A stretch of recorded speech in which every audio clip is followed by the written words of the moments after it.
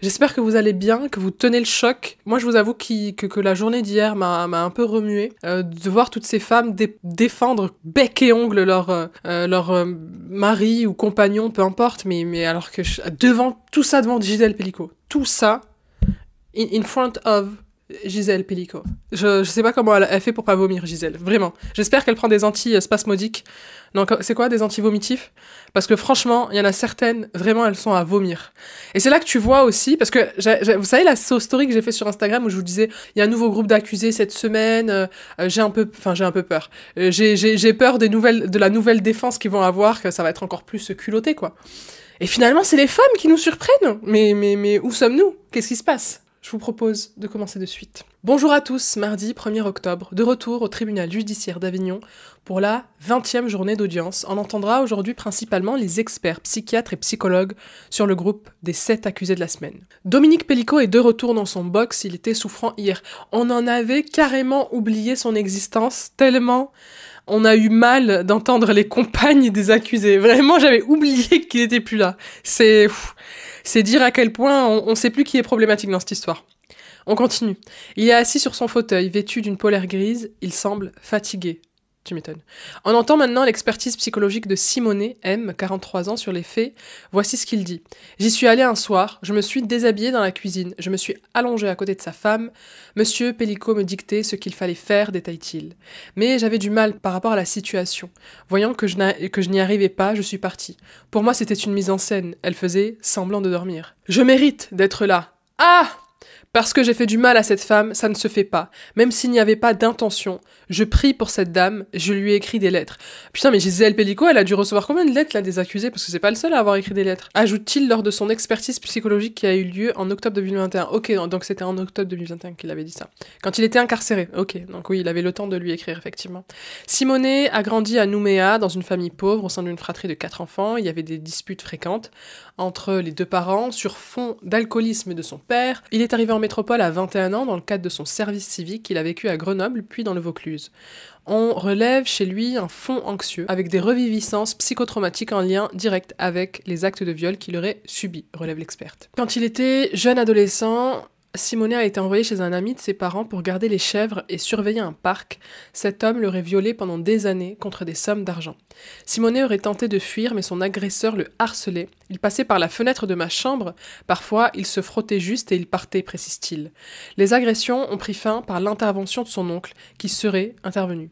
Cette entrée dans la sexualité est déviante et a pu influer sur sa dynamique ultérieure. Commente l'experte psychologique. Simonet est par ailleurs complexé par son petit sexe. C'était lui hier qui était complexé par son petit sexe? Mais décidément, mais messieurs, mais qu'est-ce que ça fout là, quoi? Qu'est-ce qu'on s'en fout qu'il soit complexé par ça? Et a besoin d'être en confiance avant d'entreprendre un rapport sexuel. T'étais en confiance avec une femme endormie, du coup? C'est ça que t'essayes de nous expliquer? L'experte estime que l'accusé a une personnalité de type borderline, il a beaucoup de mal à gérer des émotions et note un fort sentiment de culpabilité récurrent dans son discours. Si cette femme doit souffrir, je dois souffrir, répète-t-il à propos de Gisèle Pellico. Son avocat, Yannick Pratt, souligne que son client a été élevé dans une famille où le français n'était pas sa langue maternelle, notant qu'il a dit dans l'interrogatoire « Monsieur Pellico a livré sa femme en pâturage ». L'experte acquiesce, il y a des acquis modestes chez lui. Vous pensez que Monsieur Pellico pouvait apporter un cadre de nature à le mettre en confiance, poursuit l'avocat? Il souligne en tout cas l'insistance avec laquelle il a essayé de le contacter, répond l'experte, ajoutant que ça générait chez lui une certaine pression. On passe à l'expertise psychologique de Redouane E, 55 ans. Annabelle Montagne l'a rencontré en mars 2022. Il était alors incarcéré depuis 4 mois. Cet infirmier libéral comparé libre désormais. Sur les faits, Redouane E déclare avoir rencontré Dominique Pellico sur un site de libertinage. Il m'a proposé un jeu de rôle dans lequel il offre sa femme. Ma femme était au Maroc, dans un manque de lucidité. J'y suis allé, relate-t-il. Je n'ai pas aimé l'ambiance. Dominique Pellico... Pardon. Je n'ai pas aimé l'ambiance. C'était pas cool, quoi, la vibe, j'ai pas trop kiffé, quoi. Dominique Pellicot était impressionnant physiquement. Quand j'étais chez lui, j'avais peur, ajoute-t-il. Il a été marié une première fois, entre ses 32 et 42 ans, avec son épouse. Ils ont tenté d'avoir un enfant via 4 filles, sans succès. Il rencontre sa deuxième épouse, avec laquelle il est en voie d'adopter un enfant au moment de son interpellation. Bon, ça, on l'avait vu hier. Par sa personnalité, ne présente pas de traits saillants pathologiques. Il est dans le spectre de la norme, estime l'experte. Elle ne repère pas d'impulsivité, pas de dépression au sens clinique. Il dit « Je suis un soignant, j'aime les gens qui aiment les gens ». Ça fait beaucoup de gens là quand même. Redouane E consulte régulièrement des sites pornographiques, qu'il y aurait une forme d'inhibition dans la sphère intime pour lui. Il dit être plus à l'aise dans la masturbation que dans les rapports sexuels partagés. J'ai cru comprendre que votre bilan est assez mitigé, souligne Isabelle Crépin-Dehaene, l'avocate de Redouane E, qui relève que l'experte a fait un état d'une faible capacité d'introspection. Réponse de l'intéressé, il est très clair avec les repères légaux. Il présente certaines capacités à poser des mots sur ce qu'il s'est passé, mais ça ne présume pas de son degré d'élaboration dans les faits. Elle rappelle toutefois qu'elle ne l'a vu qu'une seule fois. On entend maintenant le résumé de la troisième expertise psychologique, celle de Jean T, 52 ans. Au moment des faits, il évoque un blackout, une absence, et ajoute « Quand je suis revenu à moi, j'étais dans la voiture. » Mais il voit sur les vidéos montrées par les enquêteurs qu'il y a bien eu un rapport sexuel avec la victime. Mon but n'était de violer personne, j'ai été manipulé par ce monsieur, assure-t-il à l'experte. Il n'avait pas consommé d'alcool, ni de substances toxiques. Ça veut dire que ce mec, il a même pas consommé de drogue ni d'alcool, et en fait, au moment des faits, il se souvient de rien, il se souvient juste d'être revenu dans sa voiture, quoi. Comme c'est cocasse. Qu'en dites-vous ? Jean T mentionne une addiction à l'alcool depuis l'adolescence. Il aurait stoppé ses consommations en 2011 quand il est revenu de la Réunion s'établir en métropole. Mon frère se serait suicidé en 2017. Je suis quelqu'un de bien, j'emmerde personne, je ne suis pas agressif, je suis travailleur, affirme-t-il à la psychologue. Elle le décrit comme plutôt inhibé socialement avec une tendance à réprimer ses états émotionnels. Jean T pratique le libertinage à partir de 2011, l'âge de 39 ans. En 11 ans, il dit avoir rencontré plus de 10 couples tout en ayant une sexualité satisfaisante en parallèle avec sa femme, avec qui il est depuis 9 ans. Il n'a pas de pathologie mentale, mais il présente une personnalité assez carencée, assez pauvre au plan cognitif, relève l'experte. Il a évolué à La Réunion dans un milieu peu stimulant sur le plan culturel, précaire au plan économique. On est face à quelqu'un d'intellectuellement simple. Un niveau intellectuel faible, je vulgarise, même si on n'a pas de jury populaire, résume Karine Monza, l'avocate de Jean T. Elle précise qu'il a vu 37 fois sa psychologue depuis les faits. Est-ce qu'il fait partie de ces gens en capacité d'élaborer une stratégie de défense, demande-t-elle à l'experte. Monsieur T me dit qu'il a bu un coca offert par Monsieur Pellicot et qu'il est revenu à lui dans sa voiture. Il décrit quelque chose qui laisserait penser qu'il y a amnésie. Est-ce qu'il dit cela pour se défendre, sous l'effet de la stupeur, s'interroge-t-elle. On entend la quatrième... Non, elle a même pas répondu. On entend la quatrième expertise psychologique de la matinée, celle de Thierry P, 61 ans, qui comparait détenus. Annabelle Montagne relève, concernant les faits, qu'il occulte la question de non-consentement de la victime. Il exprime des regrets de façon assez vague, note l'experte qui lui cite « C'est navrant, c'est inconcevable ». Thierry P lui dit aussi « Elle a dû souffrir ». En parlant de Gisèle Pellicot, montrant un certain détachement. Ouais, genre, putain, tu sais, il voit ça un peu de loin, quoi. Tu sais, il regarde comme ça. Ah, je suis pas concernée, c'est... putain, elle a dû souffrir. Hein. Elle note aussi un cumul d'expériences de rupture, de liens affectifs avec la séparation de ses parents, alors qu'il est en très bas âge. Il aurait ensuite été élevé par ses grands-parents, puis par sa mère. L'experte fait état d'un tatouage au niveau du torse de Thierry P qui représente un phénix, avec tout le symbole qu'on peut y voir. On voit aucun symbole, là. Ouais, le phénix renaît de ses cendres, mais ouais, non. Je vois pas. Il parle beaucoup, c'est aussi une manière de combler et une tendance à rire de façon ponctuelle, ce qui peut traduire une anxiété ou une forme de nervosité, poursuit-elle, n'observant aucune pathologie mentale. Elle note la présence de certains éléments qui renvoient à la notion de virilité. Il y a chez lui une potentialité à se positionner dans le rapport à autrui comme recherchant une forme d'emprise, voire d'ascendant sur autrui. Thierry P est resté 8 ans avec sa première compagne et s'en est séparé quand il avait 34 ans, après la naissance de leur deuxième enfant, atteint d'une forme d'autisme. Il mentionne ensuite 2 autres relations de plusieurs années chacune. Une assesseure rappelle que plus de 650 photos pédopornographiques ont été retrouvées sur ces supports informatiques, ainsi que des vidéos de zoophilie et des vidéos mettant en scène des transsexuels. Comment ça, des vidéos de zoophilie? Comment ça, des photos de pédopornographie? 650... Quoi? Et ce monsieur a des enfants. Thierry P, on a entendu sa compagne hier ou pas? Je me rappelle plus. Faut que je regarde. Dans sa dynamique psychosexuelle, la propension à investir divers objets apparaît, analyse l'experte. La pédophilie fait partie des perversions. L'objet étant un enfant, la zoophilie en est une autre, on observe un aspect polymorphe de sa sexualité. Stéphane Babonneau rappelle que la juge a interrogé Thierry P. sur ses contenus, lui rappelant qu'il s'agit de crimes, de délits. L'accusé avait alors reconnu une curiosité très mal placée. Combien d'entre vous ont regardé des images pédopornographiques par curiosité ? 0. Ben oui, parce que c'est très bizarre de faire ça. Franchement, si t'es pas obligé de le faire dans le cadre d'une enquête ou que sais-je, déjà voir ne serait-ce que des enfants mourir pendant la guerre, mais ça, j'arrive même pas. Alors ça, quoi. C'est ça que t'appelles de curiosité ? Oh mon Dieu, on continue. Mais d'un côté, je peux dire, tiens, je connais. Quand j'apprends sur la vie, la géographie, je peux dire, tiens, je connais. Pardon. En gros, est-ce qu'on peut l'expliquer même ? En gros, il dit que il a voulu savoir ce que c'était pour dire, bah tu vois, ça, par exemple, je le connais, quoi. Tiens, ça, je connais. Ça, je connais, tu vois. C'est comme moi qui m'intéresse aux étoiles, aux planètes, à l'astronomie, tu vois. Putain, ça, tu vois, je connais. Moi, je sais ce que c'est un trou noir, tu vois. C'est des choses de la vie, quoi, que t'apprends. Sauf en plus, il le dit, quand j'apprends la vie, la géographie, oh putain. Je sais pas, passionne-toi pour les pyramides, le mystère des pyramides, quelque chose, quoi, mais ça, c'est pas... On continue. Cette réponse renvoie à l'évitement des conflits que ça peut générer chez lui. Il y a une mise à distance phénoménale entre la question qu'on lui pose et sa réponse, qui est de l'ordre de « je me cultive ». C'est vraiment ça, quoi. C'est vraiment, bah ouais, mais en fait, c'est pour ma culture, quoi. Quoi, vous avez jamais fait ça ? Vous avez jamais regardé ? C'est dingue, putain. Et sans oublier la zoophilie, c'est pareil, putain. C'est... Qui a envie de voir un être humain avec un animal avoir un coït ? Pour la culture. Qui ? Partez de cette vidéo. Ne revenez plus jamais ici. Aurélien Knopfli, l'avocat de Thierry, interroge l'expert sur les images pédopornographiques retrouvées sur ses supports informatiques. Est-ce qu'avec la détention d'images, on est dans de la paraphilie, lui demande-t-il. Il y a cette paraphilie dans la mesure où le plaisir obtenu auprès d'un objet est déviant en lui-même. Janté et entendu dans le cadre de son interrogatoire de personnalité, ce quinquagénaire, origine de la Réunion, porte un sweat à capuche bleue. Il est grand, élancé, se tient droit et s'appuie sur le pupitre. J'ai grandi à la Réunion, j'ai 6 frères et 3 sœurs, j'ai commencé à travailler à l'âge de 16 ans, j'ai arrêté l'école en 3e pour aller travailler. Janté a ensuite fait son service militaire en métropole, c'était la première fois que je prenais l'avion, mais je ne voulais pas rester, parce que j'avais trop froid. Il repart ensuite à la Réunion, à 21 ans, après son service militaire, et découvre le libertinage là-bas, à 23 ans, avec un couple métropolitain. Janté est en couple avec la même compagne depuis 10 ans, malgré ce couple qui va bien. Vous avez continué vos activités de libertinage, relève le président ? Oui, elle ne savait pas, mais au fur et à mesure, je ne rencontrais plus personne, dit-il laconiquement. Les faits remontent à septembre 2018. Comment allait votre couple ? Demande le président. Notre couple était toujours bien, il n'y avait pas de soucis, mais après je n'avais plus trop de rencontres parce qu'elle me suffisait déjà, dit Janté à propos de sa compagne. Vous avez parlé de l'alcool, mais aussi de la drogue. Le Zamal.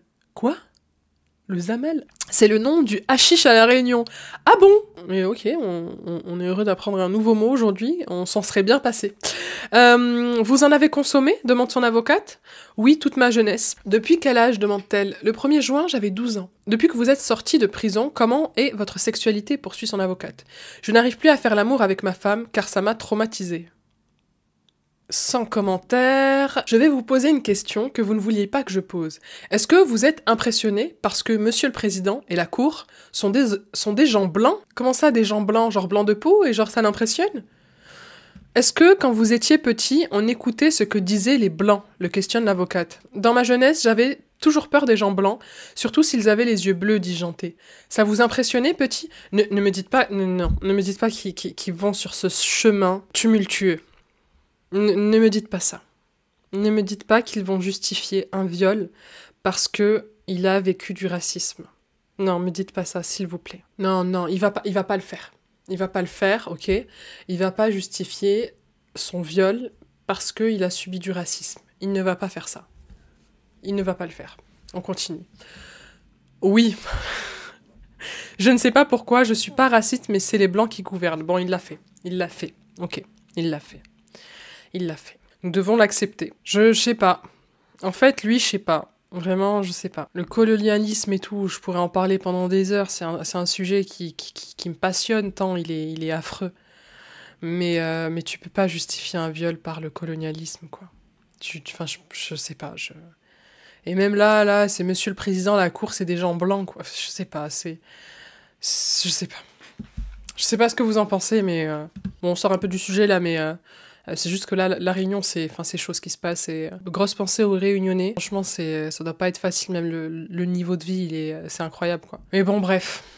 On continue. On passe à l'interrogatoire de Simonet M. M, 43 ans, originaire de Nouméa en Nouvelle-Calédonie. Il a le crâne rasé, porte également un sweat à capuche bleu foncé. Et il a d'ailleurs l'habitude de s'asseoir à côté de Jean T sur le banc des accusés. Ah tiens, les petits camarades de classe. J'ai eu une vie très heureuse malgré le fait qu'on était des gens pauvres. En métropole, il a rencontré son ex-femme Déborah P, avec qui il a eu 4 enfants. Ils sont maintenant séparés, cette femme américaine est retournée aux États-Unis avec les enfants. Ils sont divorcés et précisent à une assesseure qu'il n'envoie pas d'argent. Il ne voit plus ses 4 enfants, mais semble leur écrire et leur parler de temps en temps. Il avait également... Vous pensez que ses enfants, ils sont au courant ou pas? Oui, si, je pense. Parce qu'elle avait laissé il avait prévenu son ex-femme. Il avait également un autre enfant d'une précédente union qui a aujourd'hui 17 ans et vit à Marseille. Il est aujourd'hui en couple avec Alexandra R, qui a été... Ah! Pardon. C'est la fille d'hier. C'est sa compagne d'hier qui nous a un petit peu énervés. En tout cas, moi qui m'a énervé. Ensemble, ils ont une petite fille qui a 15 mois. Oui, c'est elle qui voulait absolument un bébé, peu importe avec qui. C'est son 6e... C'est son 6e enfant de lui ou de elle? Parce que non, elle n'avait pas d'enfant, c'est pour ça qu'elle en voulait. Il assure qu'avec ce nouveau bébé, il a commencé à comprendre ce qu'était être un père. Ah! Non! Putain, il lui a fallu 6 crêpes. Ça va, on dit la première crêpe, le premier enfant, il est un peu raté, quoi, tu vois. Lui, il lui a fallu 6 crêpes. 6 crêpes pour enfin comprendre comment être un papa. Voilà. Ben, on est ravis pour lui et on est désolé pour les 5 autres crêpes avant. Le président lui demande de revenir sur les viols qu'il a subis en Nouvelle-Calédonie. C'est un ami de la famille qui cherchait quelqu'un pour s'occuper d'un parc de chèvres. Un jour on discutait et il me dit que j'ai des belles fesses et s'il peut les toucher, raconte-t-il. Il poursuit: j'ai refusé jusqu'au moment où j'accepte pour une somme d'argent. On était dans la pauvreté, je pensais à aider ma famille pour pouvoir manger. Ça a été dur, ça a duré un peu longtemps, car ça a continué avec des demandes particulières. J'ai accepté au début jusqu'au moment où ça m'a psychologiquement déstabilisée, mais il revenait toujours à la charge et j'essayais de m'en dégager, mais quelque chose me bloquait. Le président, ça vous a meurtri? Au tout début, non. C'est après, quand je suis venue en métropole. Vous n'avez jamais engagé une thérapie? Non, jamais. La seule personne à qui je l'ai dit, c'est mon ex-femme. L'avocat général lui demande en substance pourquoi il a fait le choix d'avoir un enfant avec sa nouvelle compagne, malgré le fait qu'il risque une longue peine de prison. Quand on s'est connus, on a vachement partagé des choses. Elle a aussi un passé un peu difficile, un peu chaotique. On a libéré cet enfant, s'il vous plaît. Ce petit bébé de 15 mois. Comment ça là non.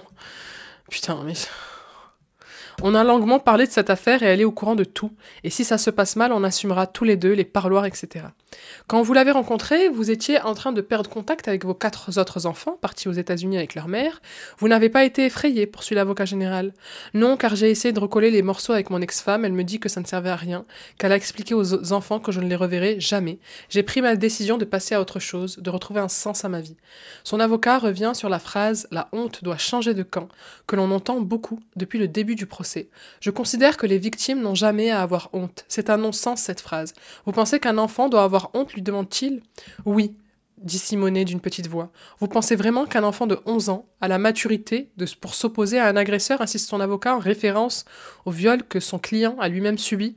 La honte, c'est pas à vous de la ressentir, c'est à l'agresseur, insiste-t-il. L'audience est suspendue et reprendra à 14h. L'audience a repris. On entend l'expertise psychologique de Jérôme V, 45 ans. L'accusé qui comparait détenu est issu d'une famille où l'on parle peu. Mes parents, ça me coûte de leur téléphoner, je n'ai rien à leur dire. Mon frère, c'est que pour mon anniversaire, ma sœur, jamais. La psychologue parle de relations familiales distendues. Sa vie professionnelle est émaillée de plusieurs ruptures, note-t-elle, relevant qu'il a notamment été pompier volontaire de fin 2008 jusqu'au printemps 2016. Les réseaux sociaux ont comblé sa timidité, relève l'experte, à qui il a confié avoir fréquenté des clubs libertins, les plages du Cap d'Agde. J'ai besoin de tromper mes compagnes avec elles, je peux pas tout faire. Mais prends une femme avec qui tu peux tout faire au lieu de les tromper. Il a confié à sa compagne actuelle, Samira T, qu'en termes de puissance de jouissance, il y avait moins d'intensité. On rentre dans des détails, pardon de le dire, hein, mais là, ça nous concerne pas, quoi. En termes de puissance de jouissance... Waouh. Ça, il l'a dit à Samira, là, celle qui faisait que le diagnostiquer à l'audience d'hier, rappelez-vous. Bref, Jérôme V est l'un des très rares à admettre avoir su dès le départ que Gisèle Pellicot était droguée aux anxiolytiques par son mari. J'y suis allée 6 fois, de fin mars à fin juin 2020. Il décrit les faits reprochés comme une nouvelle expérience pour lui. Le fait de pouvoir être libre d'action suscitait une envie en moi, dit-il, estimant tout de même que Dominique Pellicot l'a manipulé et a eu l'ascendant sur lui. Non, mais non. Il a beaucoup de mal à expliquer son passage à l'acte, ça passait outre le légal, et je pensais que ça ne serait jamais dévoilé, admet Jérôme V. Culture du viol, bonjour. Bonjour. En gros, c'était illégal, mais pour lui, il allait jamais se faire prendre. Il serait revenu combien de fois, à votre avis, là? Parce que là, il est revenu 6 fois quand même, en l'espace de 6 mois. Mais ces personnes sont dangereuses. Ce sont des dangers de la société, c'est pas possible. Putain, mais... Je sais que je n'aurai pas beaucoup de clémence. Les faits sont graves. En prison, pour moi, c'est difficile parce que je suis faible. Elle estime que Jérôme V, l'experte, avait conscience du caractère transgressif de ses actes, mais le plus important pour lui, c'était ses propres besoins, sa propre libido. On avait remarqué. Il y a chez lui une difficulté d'empathie, il se place en position de victime. Quoi, malgré tout ça, il se pose en position de victime? Puisqu'il évoque son souhait d'une sanction la moins lourde en raison des difficultés en détention à cause de son caractère faible. Non. Les recommandations de l'experte pour sa réinsertion, la vie professionnelle apparaît comme un élément favorable, mais il faudra une prise en charge médico-psychologique pour explorer le rapport à l'autre. Elle conseille notamment une prise en charge de type CRIAVS. Je sais pas ce que ça veut dire. Je vais dire ça de suite. C'est du jargon de psy. Le CRIAVS, c'est un dispositif d'échelle régionale qui ont pour mission générale d'améliorer la prévention, la compréhension et la prise en charge des violences sexuelles. On est ravis de savoir que ces organismes existent. Est-ce qu'un sentiment d'impunité peut amener des gens à commettre des actes irrationnels, lui demande Stéphane Babonneau, l'avocat de Gisèle Pellicot. Ça peut... Surtout quand on a l'impression que la responsabilité est partagée. L'avocat général remarque que Jérôme V est le premier accusé qui s'est exprimé de manière franche sur son intimité et que l'experte est l'une des rares personnes à qui il a fait toutes ses confidences sur son sentiment d'impunité avec un sentiment de dédouanement. Est-ce que le fait que Dominique Pellicot l'ait valorisé pourrait expliquer qu'il soit retourné à son domicile, demande l'avocate à l'experte. Pourquoi pas, mais il a aussi indiqué lui-même avoir des besoins sexuels importants à satisfaire et que c'est ce qui primait à cette période-là. L'expert souligne que la honte fait partie du registre du narcissisme car elle se donne à voir essentiellement dans les yeux de l'autre, alors que la culpabilité dans un autre registre. Concernant Jérôme V, elle voit principalement de la honte. On entend maintenant l'expertise psychologique d'Adrien L, 34 ans. Il est décrit comme très souriant, avenant et très ouvert à l'échange lors de son examen. Sa mère tient des gîtes depuis 2017, son père tient une entreprise de travaux publics, il travaillait avec son père avant l'incarcération, résume l'experte.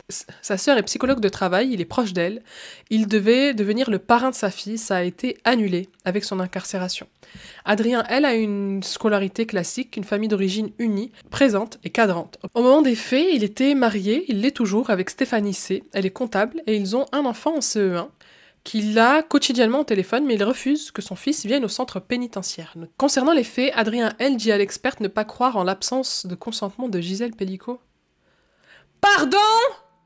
Il vient de dire « Je ne peux pas croire que Gisèle Pellicot, elle était consentante. » Tu lui as demandé ? Non ! Comment tu ne peux pas croire en l'absence d'une chose que tu n'as même pas demandé ? Je ne peux pas croire en l'absence de consentement de Gisèle Pellicot. Tu lui as pas demandé, comment tu peux croire à ça? Quel est ce déni? D'où ça vient? D'où ça vous vient? Quel est ce culot? Comment vous arrivez encore à parler? Devant elle, tout ça. Devant elle.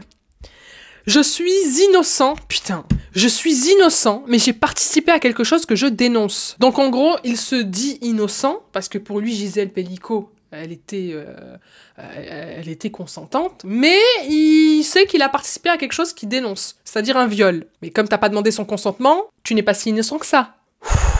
Adrien, là, waouh. Waouh. Waouh. Waouh. En fait, c'est ça. Mais je peux même pas croire qu'elle voulait pas qu'on le fasse, quoi. Alors qu'elle était, je vous le rappelle, endormie. Et pour lui, non, il n'y a pas ce questionnement sur le consentement. Elle dormait. Elle dormait. Elle était droguée. Et lui, il dit, je crois pas en son absence de consentement.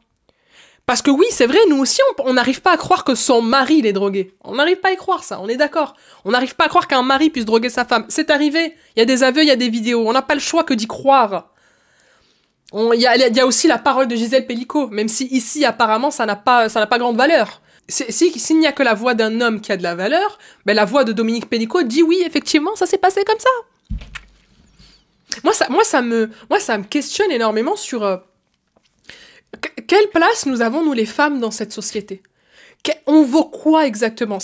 Déjà, notre parole, elle vaut rien. Même quand un homme, du coup, sa parole, elle vaut un peu plus, même quand il dit, ouais, ben j'ai fait des dingueries, ben on va dire, ouais, ben non, j'y crois pas.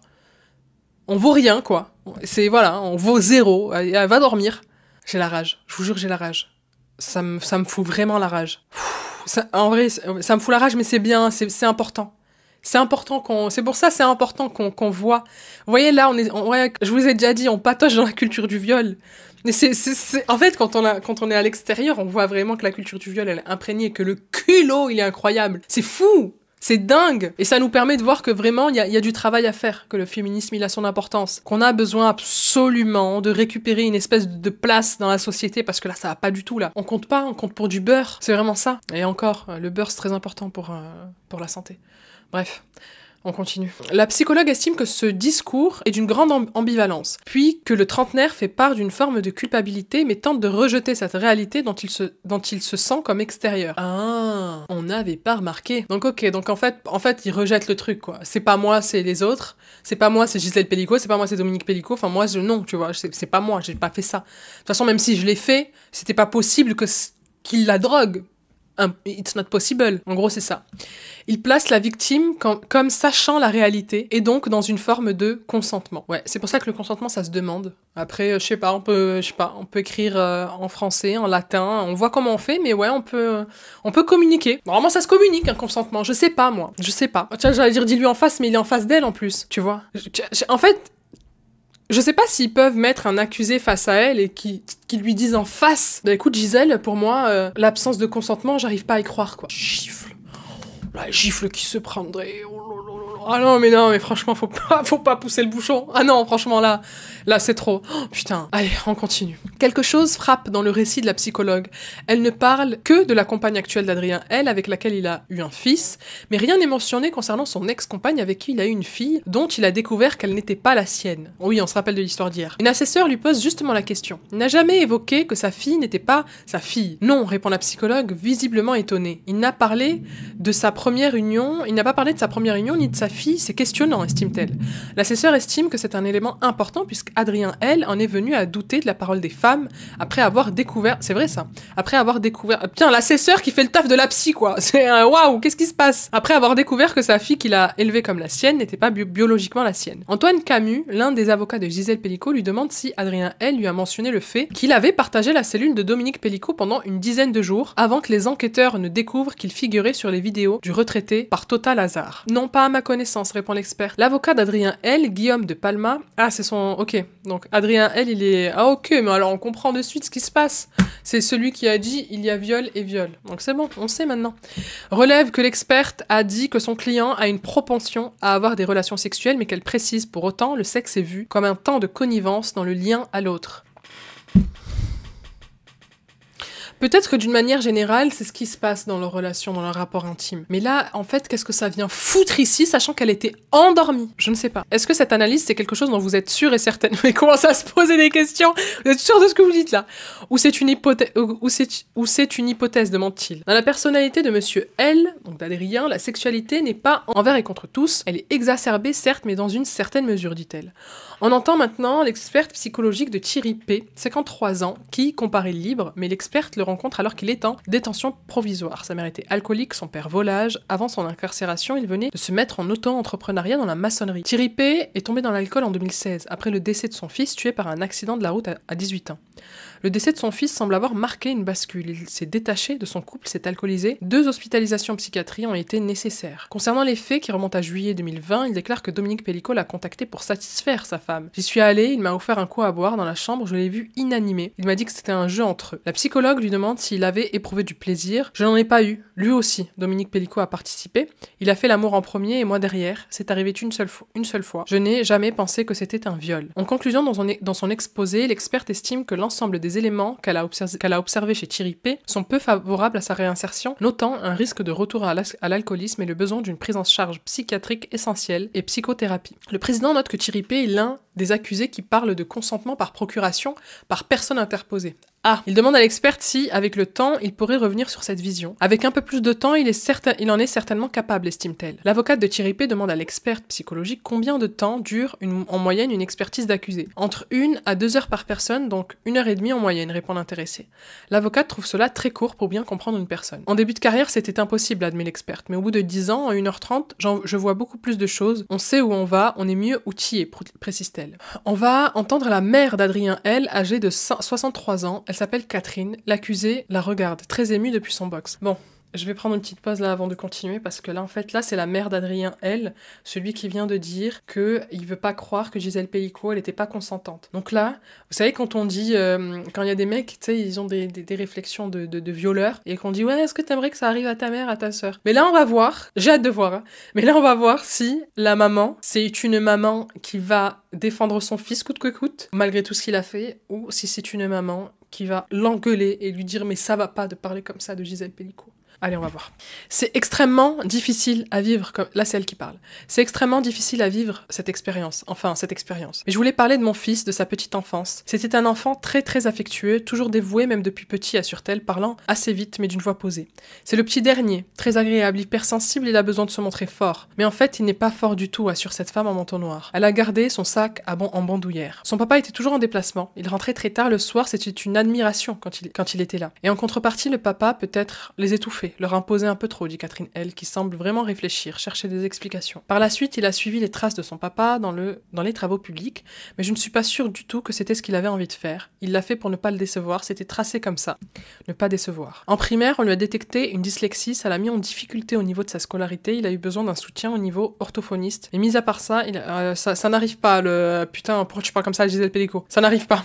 On continue. Mais mis à part ça, il a avancé, on y est arrivé. Depuis son incarcération, la famille a explosé. Il n'y a plus de Noël, plus d'anniversaire, il ne voit plus son fils et ne le voit pas grandir. Il est surpris et ému de voir à quelle vitesse il a grandi. Observe sa maman, Catherine. Comment expliquez-vous cette dérive de son rapport aux femmes, demande le président. Je ne sais pas du tout l'expliquer. Chaque fois que je l'ai vu avec ses compagnes, il n'y avait pas de problème alors qu'il vivait à quelques pas de la maison. Elle revient d'elle-même sur la naissance de sa première fille, d'Adrien L, qui est décédé en 2020. Il a appris par la suite qui n'était pas le père biologique. On y était attachés, c'est moi qui suis allée la première à la maternité, pas la maman. Hein? Mais la maman, elle est allée à la maternité avant la maman, mais la maman, c'est elle qui l'a accouchée. Comment elle a pu venir à la maternité avant la maman? Mais qu'est-ce que c'est que ces conneries encore? Bon bref, là, je le sens mal, je le sens très très mal. Un assesseur l'interroge sur les faits d'attouchement dont il aurait été victime. Il nous en a parlé très tard, mais avant les faits, il ne voulait pas. Il le vivait comme une honte et ne voulait pas nous blesser. Son côté protecteur, répond la mère. Bon, elle s'en fout. Elle s'en bat les couilles de ce qu'il a dit. Elle s'en fout. Oh putain. Oh là là, elle en a rien à foutre. Elle en a rien à cirer. Ah putain, j'ai eu un espoir. Ah, moi je te jure, mon fils, si j'ai un fils et que je suis appelée à la barre, mais comment je te le... Oh là là là là. Fils ou pas fils. En fait, un enfant, je pense, tu l'aimes quoi qu'il arrive, mais tu peux pas le laisser dire des choses pareilles. Tu dois le mettre face à ses responsabilités. Je pense que c'est ça le rôle d'un parent. C'est pas de le protéger à tout prix, peu importe ce qu'il fait. C'est pas être un bon parent, c'est pas l'aimer en fait. Parce que qu'elle aime toujours son fils, ça c'est une chose, c'est la chair de sa chair, c'est normal. Mais là, qu'elle essaye même pas de le mettre face à lui-même, mais c'est en fait, tu approuves ce qu'il a dit et c'est grave, je trouve. Je sais pas, hein. Après peut-être je suis folle, hein. Peut-être moi quand je serai maman, je vais être là, oh mon fils, mais je pense pas. Je pense pas parce que c'est pas ma mentalité et c'est pas la manière dont je vois l'amour de... C'est pas comme ça que je vois les choses. C'est pas parce que c'est ton fils que tu vas l'accompagner dans toutes ces dérives. Enfin, non, je sais que ça sera jamais le cas. Mais enfin bon, bref, c'est peut-être moi qui suis folle et qui suis dans un monde trop sain pour moi, trop normal. Et moi, je suis anormale, j'en sais rien, je sais pas. On continue. Guillaume de Palma, l'avocat de Adrien L, émet une hypothèse. Peut-être qu'il était dans un environnement trop lisse pour que ce genre de choses soit dites. Oui, je pense, reconnaît sa mère. Vous dites que votre mari se meurtrissait de ne pas avoir fait le nécessaire. Donc je pense que quand bien même les choses auraient été dites quand il était plus petit, en vérité, est-ce que ça aurait changé quelque chose? Peut-être pas, reconnaît-elle. J'essaye de résumer car énormément de choses sont dites. La sœur d'Adrien, elle, vient également témoigner très émue. Il s'est confié à elle autour de 2018 suite à une agression sexuelle ou un viol, on ne sait pas, qu'il a vécu de la part d'un cousin quand il avait 8 ans. Elle s'en veut beaucoup de ne pas en avoir parlé à l'époque. Il lui avait demandé de ne pas le faire. Oui, elle aurait clairement dû en parler à quelqu'un. Au moins l'accompagner voir un psy ou... Bon, bref. On entend maintenant Adrien L. qui s'exprime avec beaucoup de détails sur son parcours. Le président lui dit « Votre père est à la tête d'une entreprise de plusieurs centaines de salariés, un grand groupe. Vous avez fait votre chemin, puis vous avez rejoint l'entreprise de votre papa. Il n'a pas voulu que je vienne de suite avec lui. J'ai dû partir dans une autre entreprise et à force de le gonfler, il a bien voulu que je rentre avec lui. Mais il ne voulait pas que j'aie de lien direct avec lui, précise Adrien. Il m'a fait partir dans toute la France, il ne voulait pas que je travaille directement avec lui. Il a vendu l'entreprise il y a 1 ou 2 ans. Ça m'a fait mal au cœur. » Sa mère a expliqué juste avant que son mari avait pris sa retraite brutalement après l'incarcération de leur fils. L'experte psychologue et l'enquêtrice de personnalité ont noté qu'Adrien, elle, avait tendance à énormément magnifier ses parents, ce qui se confirme clairement à l'audience. Mon père a connu ma mère au collège, ils ont un parcours de vie exceptionnel. Ma mère l'a suivi partout, elle est tombée enceinte très tôt de ma sœur. Mon père disait toujours, mon pilier c'est ma femme, c'est un parcours magnifique, insiste-t-il. Il poursuit, j'ai toujours vu mes parents comme le couple idéal, j'ai voulu essayer de leur ressembler. Il raconte avoir eu une première relation avec sa compagne Marine, je l'ai un peu vue comme ma mère, analyse-t-il. Elle est tombée enceinte à 16 ans, et moi j'en avais 18. Mais il dit que sa mère lui a mis le doute sur sa paternité concernant sa fille. Ah, c'est sa mère qui lui avait mis le doute sur sa fille. Ah ouais, ok. Mes parents m'ont dit, il faut faire un test, ce qu'il a fait, quand la petite est encore bébé. Mais ce test se révèle négatif, il n'est pas le père de la petite, ni non. Moi, le test, j'en avais rien à carrer. Mais avec Marine, sa compagne d'alors, c'était plus compliqué. J'avais plus de mal à la supporter car elle avait fait du mal à Ninon, elle nous avait trahis tous les deux. J'ai rencontré Stéphanie pendant que c'était la guerre avec Marine. Je la connaissais du collège. Elle a fait une grosse erreur de se mettre avec moi car j'étais un peu cabossée. Ensemble, ils ont eu Enzo, qui a aujourd'hui 10 ans. Adrien affirme que le fait d'avoir appris qu'il n'était pas le père de Ninon l'a transformé. J'avais la haine envers les femmes. Je n'avais jamais trompé personne. J'avais jamais fait de mal avant. L'experte psychologique et l'enquêtrice de personnalité ont souligné qu'Adrien, elle, avait par la suite été très volage, incapable d'être fidèle en couple. Il est jugé une première fois en janvier 2018 lors d'une comparution sur reconnaissance préalable de culpabilité pour des menaces sur personne en 2017. Je me suis séparée de Stéphanie, je faisais un week-end sur 2 avec mon fils.